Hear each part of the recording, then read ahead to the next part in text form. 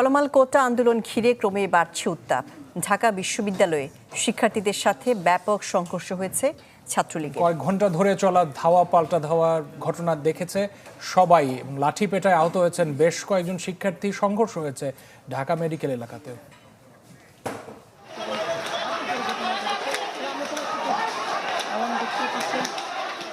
কোটার দাবিতে কয়েকদিনের উত্তপ্ত পরিস্থিতি সোমবার রূপ নেয় সংঘর্ষে। ঢাকা বিশ্ববিদ্যালয় ও ঢাকা মেডিকেল এলাকায় দিনভর দফায় দফায় কোটা আন্দোলনকারীদের সাথে সংঘর্ষে জড়ায় ছাত্রলীগ।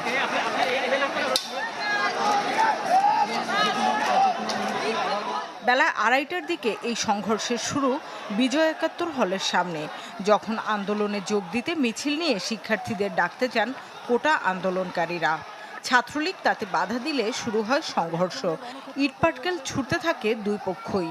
আমাদের ছাত্রলীগের পক্ষ থেকে নেতৃবৃন্দ চেষ্টা করছে এখানে